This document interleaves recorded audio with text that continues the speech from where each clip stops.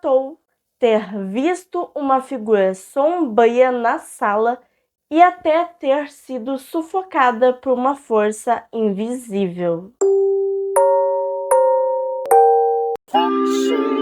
Se você é novo por aqui, muito prazer, eu sou a Vi e esse é o Freak Show. Aqui nós mergulhamos em histórias reais, lendas e mistérios que dão aquele frio na espinha. Se você já é de casa, bem-vindo de volta. E hoje abrimos oficialmente o nosso especial de Halloween. E o vídeo de hoje é tema relativamente novo no canal, já que eu nunca falei sobre isso de forma mais ampla. E como você deve estar vendo ali no título, o vídeo de hoje é sobre casos de possessão. E se você gosta desse tema, fica no vídeo até o final, porque é um caso melhor que o outro. Mas sem mais enrolação, vamos direto ao tópico principal do vídeo. E vamos começar falando sobre Anneliese Michel, uma jovem alemã nascida em 1952, criada em uma família católica devota e que começou a apresentar comportamentos estranhos aos 16 anos. Aos 16 anos teve sua primeira convulsão e após o diagnóstico inicial de epilepsia, ela iniciou os tratamentos médicos necessários. Porém, segundo registros, nunca alcançavam a eficácia, agravando o seu quadro de saúde física e mental. A partir desse momento, a vida de Anneliese passou a ser definida por um ciclo de internações, falhas terapêuticas e passaram a crer na hipótese de possessão demoníaca, tanto os familiares quanto os padres da época. E com isso os sintomas pioraram, com visões demoníacas, aversão a objetos religiosos e comportamentos autodestrutivos. Com as suspeitas de possessão, os padres Ernest Alt e Arnold Hans passaram a acompanhar o caso de perto. Entre setembro de 1975 e julho de 1976, foram realizados ao menos 67 rituais de exorcismos, a maioria gravados em fita cassete. Inclusive tem vários áudios dos rituais na internet e eu vou ver se eu coloco alguns segundos do áudio.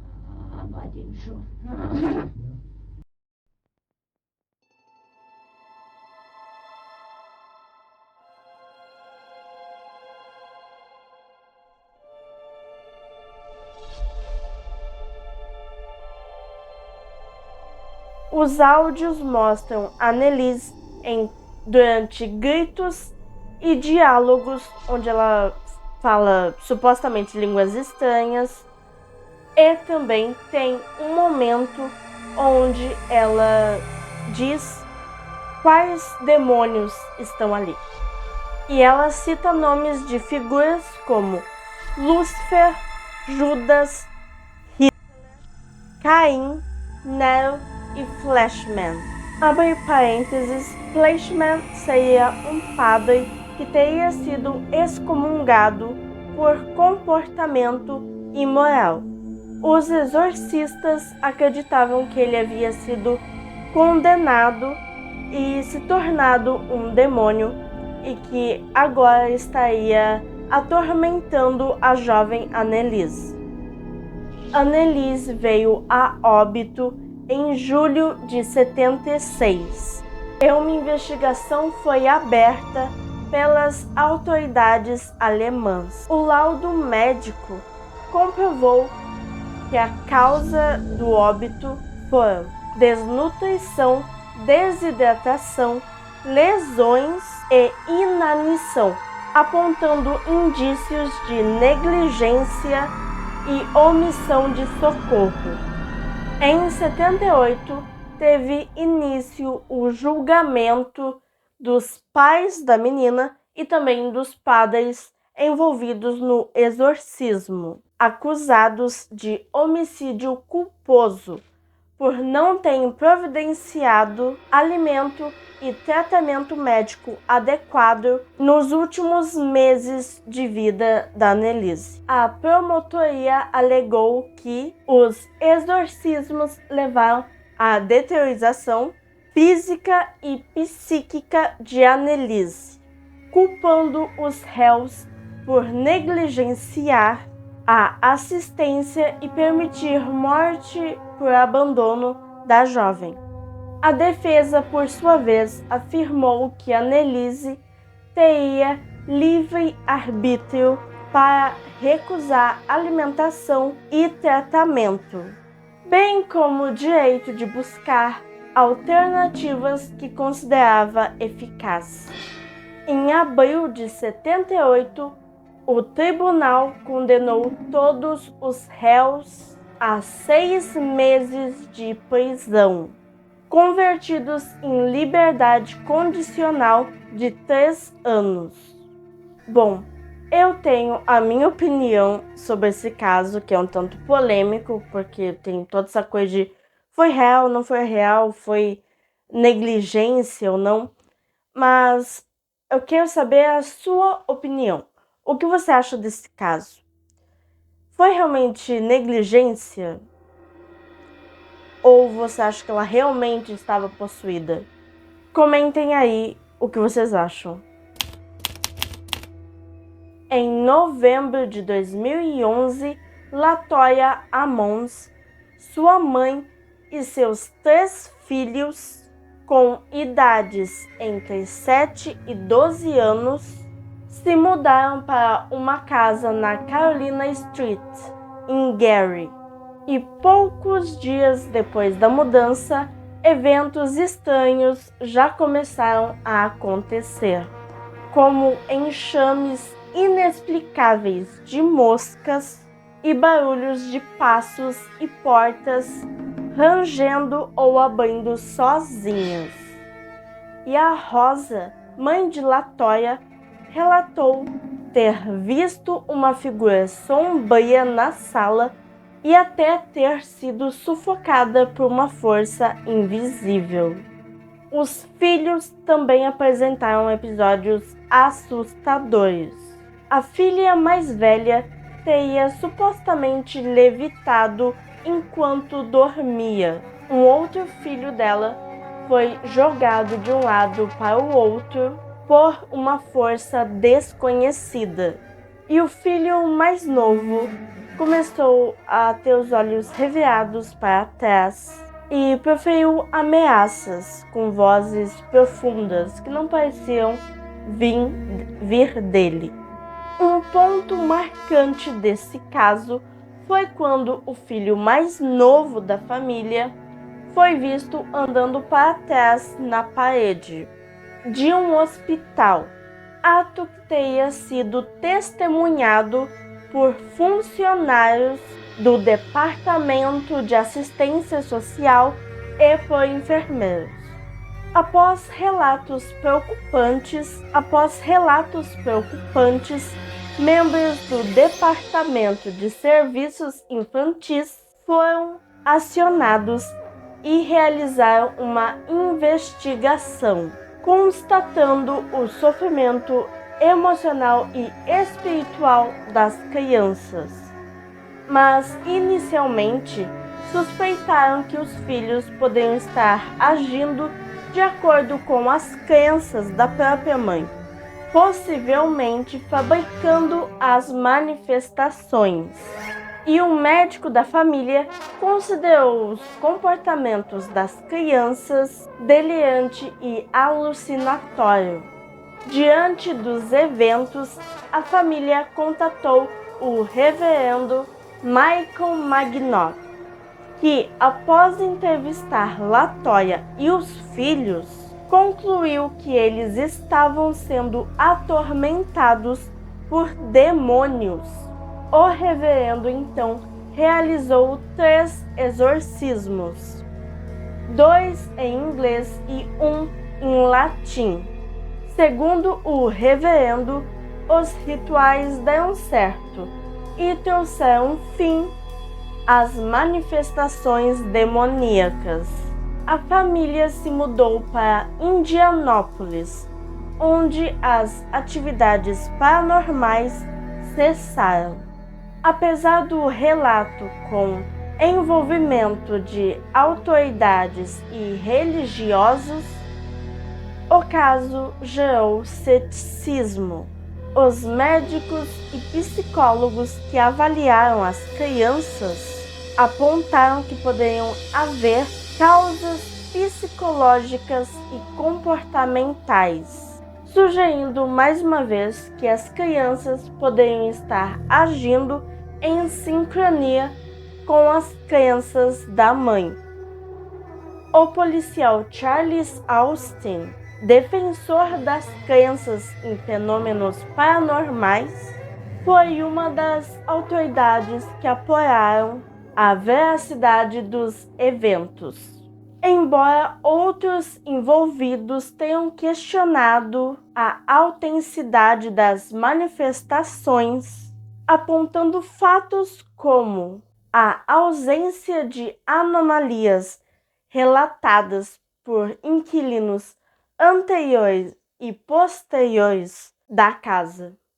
O caso impulsionou documentários como Demon House, do programa Ghost Adventures, cuja filmagem ocorreu na própria casa, adquirida pelo apresentador Zak Bagans e posteriormente demolida.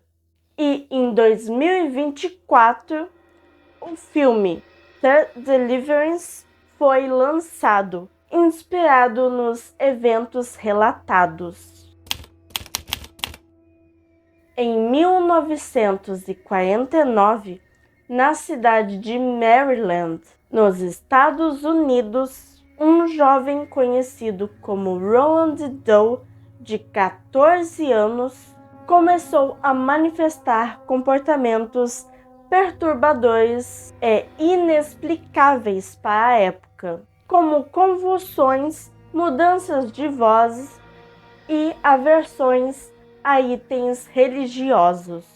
E tudo começou quando a tia de Roland deu para ele um tabuleiro Ouija. Na época, estava acontecendo alguns eventos que o impediram de sair de casa e ficar com outras crianças, brincar e essas coisas. Então ele só tinha essa tia, que deu o tabuleiro de aniversário para ele. Porém, por volta de 1948, essa tia acabou falecendo. Então Roland tentou se comunicar com ela pelo tabuleiro. Após isso, os pais do menino começaram a relatar coisas estranhas acontecendo na casa, como barulhos de piso rangendo e essas coisas. Eles então contataram um pastor para pedir ajuda. Mas antes dele ir pelo lado religioso, o pastor fez testes médicos no menino, né, levando ele em psicólogos e todas as coisas aí, porém nada foi achado. O pastor então levou o menino até seu dormitório para dormir com ele e deixou a mão do menino amarrada, as mãos amarradas.